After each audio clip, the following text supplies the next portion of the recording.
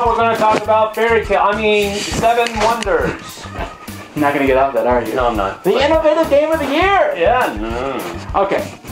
Do you realize we're making fun of ourselves here? I don't care. Okay. Seven Wonders. Well, this is one of those reviews that I didn't get it done as fast as everybody else, so it's not like, this is a great new game. No, it's been out for like 6 months now. But Seven Wonders is by far of the Euro-style games that's come out last year, by far the most popular, certainly. Everyone's playing it everywhere because it takes the 7 players, and while it has a civilization theme, isn't long at all. It's about 30 minutes. Maybe the first couple games may take you 45 minutes, but after that, it's very quick, easy, grab cards, sit around and play. But do we like it? Well, that's interesting, and you'll have to look at this to see. Seven Wonders is a pretty simple game. Each player starts with one of the 7 wonders of the ancient world, and so you pick which board you're going to do. You can do it randomly or choose one. So let's say I pick the Lighthouse of Alexandria, and that's the board that I'm going to start with. There's 2 sides to the board, an A side, a B side. There's not really, they both have different advantages to using one or the other, but let's say I start with this one here. We'll start with the A side. Now, when I look at my board here, I see that I start with this resource. I have 1 resource. There are other resources I can get, but I start with glass as the game progresses. There are 3 decks of cards. There is for 3 different eras in the game. We have cards, and the backs will correspond to the different eras. We have era 2, 3, and 1. And let's say it's, for example, era 1. Each player draws 7 cards. Easy enough to remember, 7, 7, 7. Now, what I'm going to do is I'm going to look at the 7 cards that I draw. Of course, I only have 6 here. Give me another card. Okay, now I have 7 cards. I have 7 cards here, and I am going to take one of these cards, and then I'm going to pass them. And this icon shows me what direction to pass. I'm going to pass the 6 here. And then the 6 that I'm given, I'm going to pick one of those and play it. And I'm going to keep going until I'm down to 2 cards, and I'll play one and discard the other. So each turn you'll basically have 6 actions. But if your hand of cards is great, you're only going to be able to play one of those. Now there are 3 things that you can do with your card. You can either take it face up and put it in front of you. So for example, I could add this one here, and now I have 2 glass resources. Or you can play it face down as one of your wonders. Thirdly, you may discard a card from your hand to take 3 coins. You start the game with 3 coins, and that's important because there are different things that you're going to be doing with your money. Now, when you play a card face up in front of you, sometimes the cost is free. Some of the cards are simply resources. There's all different sorts of resources that are used in this game, and you just add those to the stack of resources that you have. And so the more resources you get, and they're free to play, will allow you to put down more and more buildings. Because other buildings, for example this building here, the stockade, you can see up in the corner that it has a requirement of 1 wood. So you would need that wood to play this building in front of you. If you did not have that wood, but one of your neighbors did, you may pay 2 coins, 1 to that neighbor, 1 to the bank, to place that stockade in front of you, to use their wood. You can only use the resources of your neighbors directly to your left and right. Some cards will do things like this one, which simply gives you money.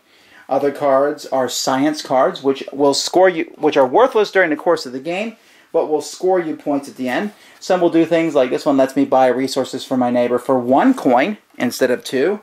And some cards are simply worth victory points. Now, as the game progresses, the cards that you play are important. For example, the aqueduct here says it costs 3 stone to play it, or if you have the baths, you can play it for free.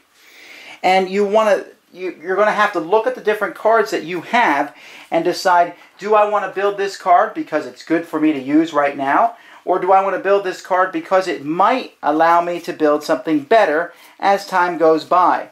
Each card will tell you, for example here, when I have the baths card, on the bottom here you can see aqueduct.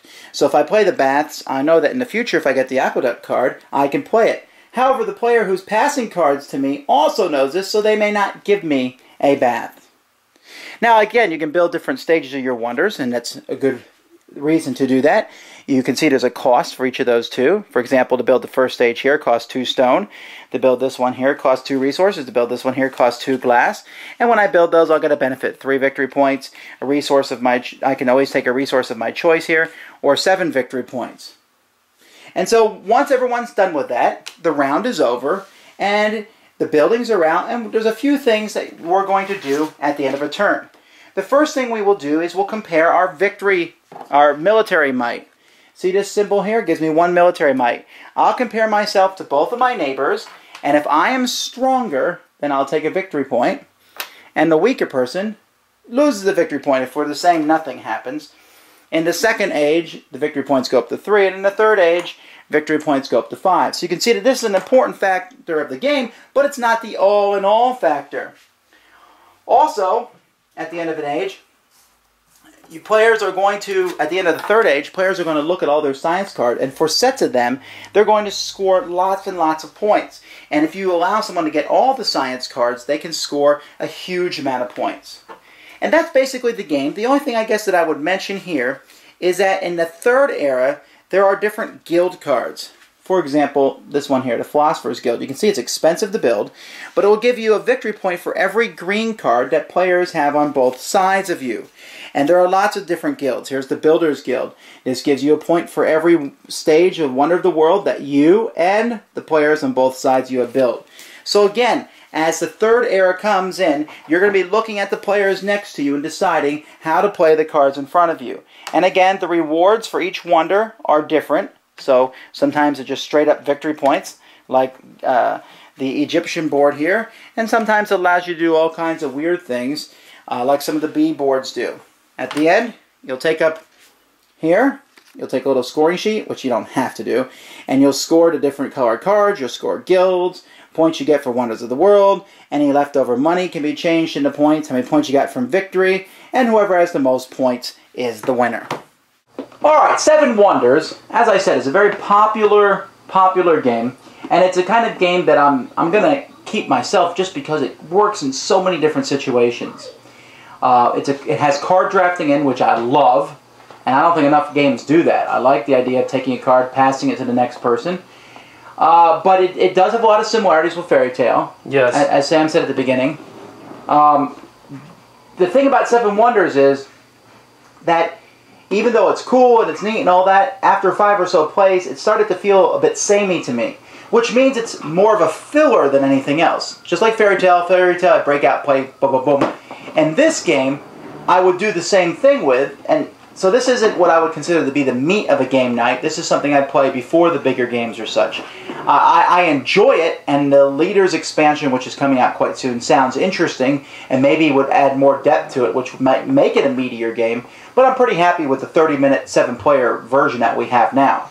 Don't get us wrong here. This game actually does have a good bit amount of meat to it, as far as theme is concerned, and all of the stuff that goes on with it there. But it is still a filler game, so it has a lot of meat for a filler. But it's not your headliner game for the night, like Tom just said. One of the problems with comparing this to Fairy Tale is that a lot of people probably don't even know what Fairy Tale is. They've probably never even heard of it.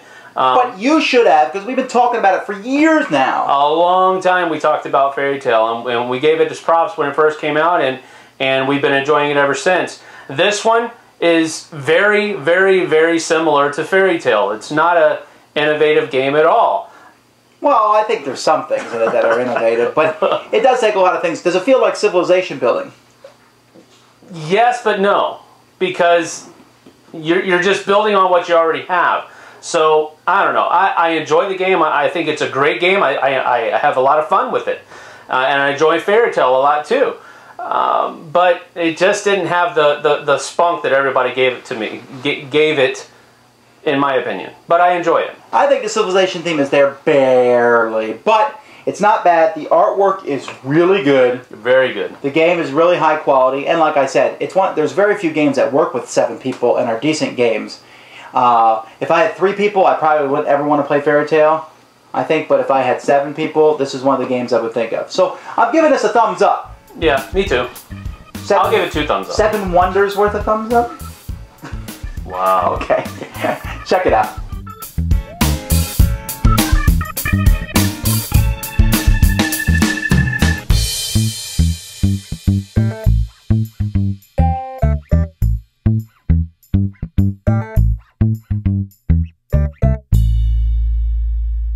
idea here is Rocky's coming. Hang on, let me get this.